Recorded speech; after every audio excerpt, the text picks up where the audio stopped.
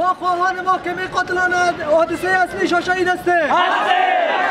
با خواهان خسارت جانی و مالی خود هستیم.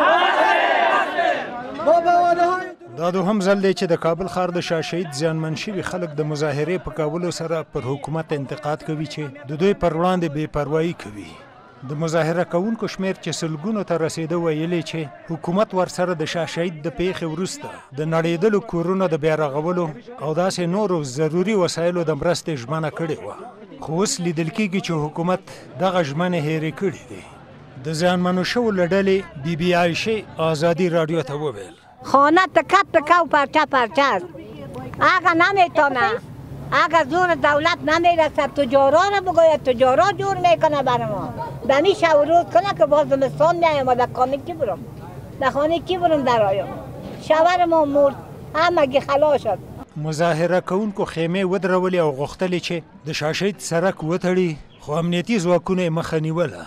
د پولیسو او مظاهره کوونکو ترمنځ په شخړه کې د امنیتي ځواکونو په هوایي ډزو یو مظاهره کوونکی ټپي شو.